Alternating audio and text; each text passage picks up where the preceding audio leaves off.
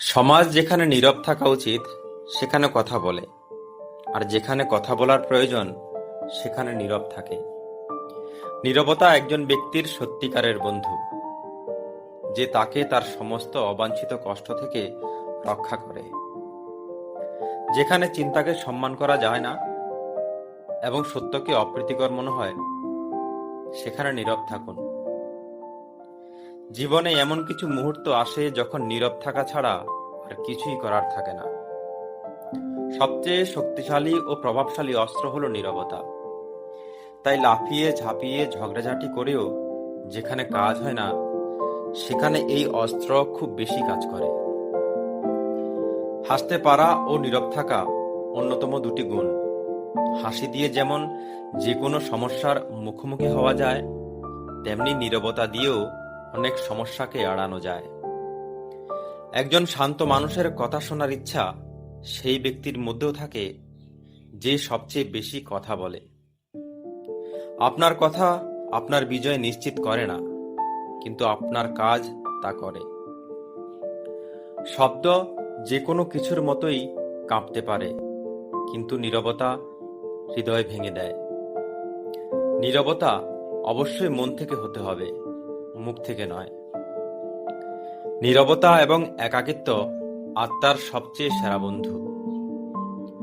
অত্যাচারের বিরুদ্ধে নীরব থাকাই সবচেয়ে বড় অত্যাচার।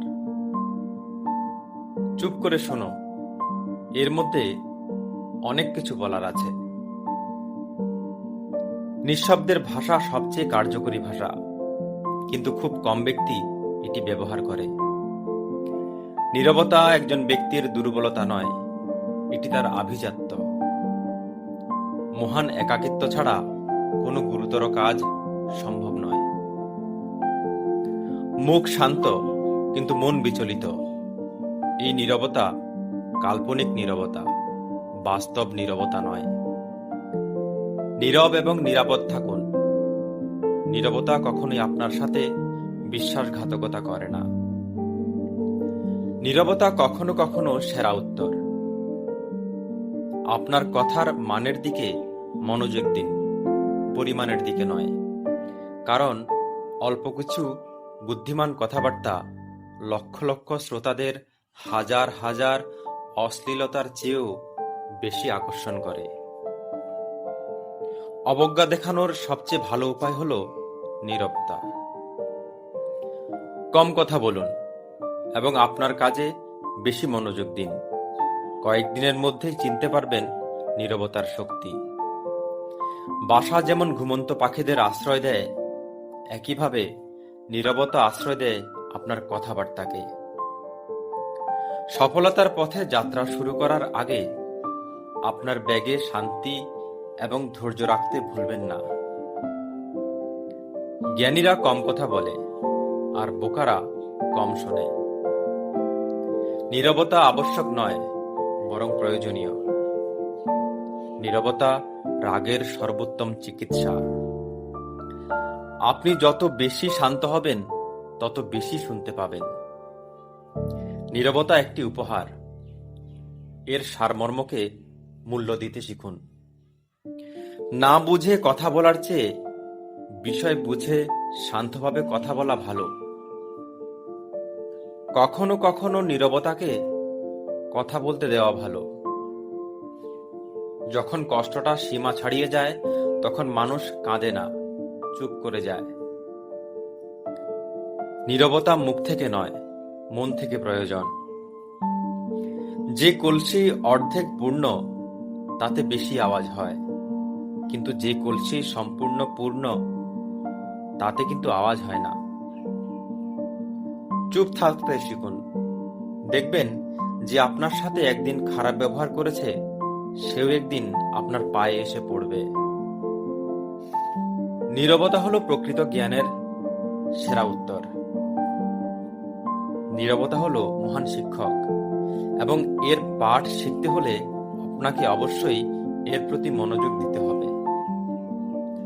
কষ্টের পরিমাণ যত বেশি হয়ে যায়, তখন মানুষ কাঁদে না, চুপ থাকতে শিখে যায়। তুমি যদি সঠিক হও, তাহলে তা প্রমাণ করার চেষ্টা করো না। চুপচাপ বসে থাকো, সময় সব জবাব দিয়ে দেবে। উত্তেজনা কোনো বিষয়ের সুষ্ঠু সমাধান নয়, নীরবতায় গভীর ভালোবাসার আসল বহিঃপ্রকাশ। সুসময়ের নীরবতা হলো সবচেয়ে কমান্ডিং অভিব্যক্তি। একজন শান্ত মানুষের সংকল্পকে অবমূল্যায়ন করবেন না। নীরবতা কথা বলে যখন শব্দ নিজের থেকে চুপ হয়ে যায়।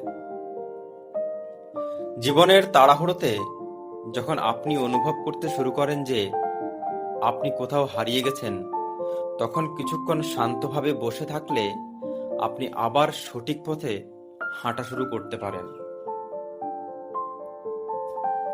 কথা বলার জন্য যে শক্তি আর যোগ্যতার প্রয়োজন, চুপ থাকার জন্য তার চেয়ে অনেক বেশি শক্তি আর যোগ্যতার প্রয়োজন। জীবনে যত বড় হবে তত বুঝতে পারবে কোনো কিছু নিয়ে তর্ক করার চেয়ে নীরব থাকাই শ্রেয়।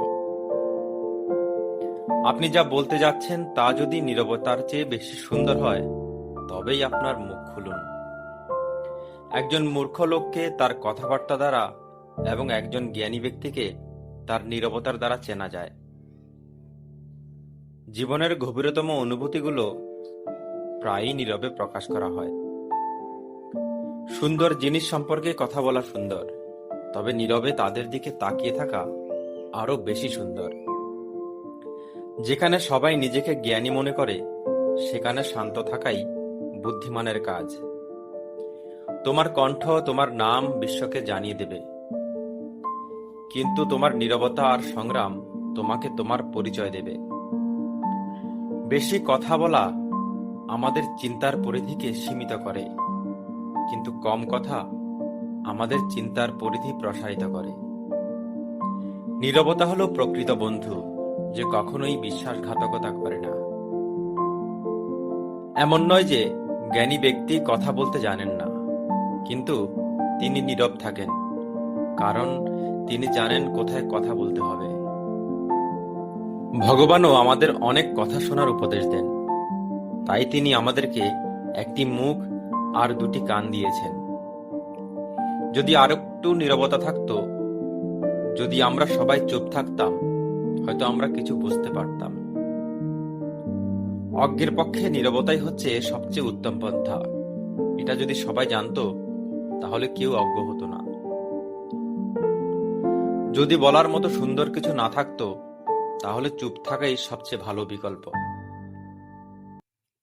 সব কথার জবাব দিতে নেই, সম্মান বাঁচাতে কখনো কখনো নীরব থাকতে হয়।